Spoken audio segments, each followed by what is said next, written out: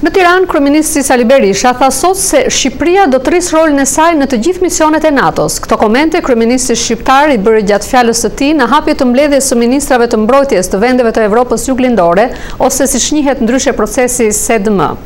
Përfaqësuesi të 16 vendeve, përfshirë edhe Shtetet e Bashkuara, diskutuan mbi rolin e këtij organizmi në të ardhmen dhe mundësinë e angazhimit të forcës së përbashkët prej saj të përbërë nga 5000 ushtar në rastet e emergjencave civile.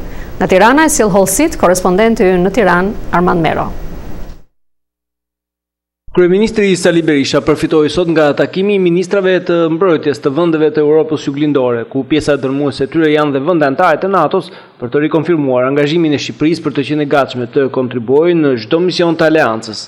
Do të garantoj se Shqipëria do të rrisë rolin e vet, do përmbush detyrimet e veta në të gjitha misionet e Aleanca Atlantikut Veriut.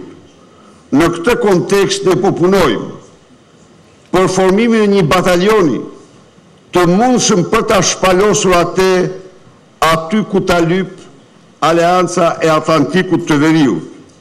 Shqipëria ka trupat e saj në Irak dhe në Afganistan në misionet e NATO-s. Kontributi i saj u vlerësua sot dhe nga ndihmë sekretari amerikan i mbrojtjes Alexander Veshbow, i cili merrte pjesë në punimet e SEDM-it.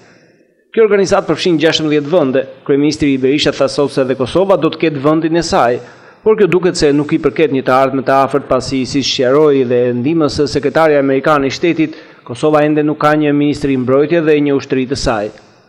Në takimin e sotëm në Tiranë, vendet anëtare kanë diskutuar për të ardhmen e SEDM-it.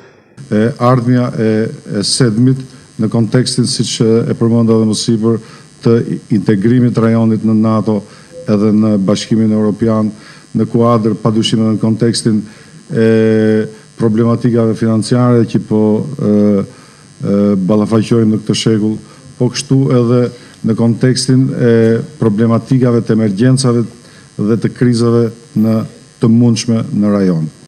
Ndërkohë që një pikë tjetër e rëndësishme ka qenë diskutimi i mundësisë për angazhimin e forcës së përbashkët SIBRIK e përbërë nga 5000 trupa në rastet e emergjencave civile në vendet anëtare.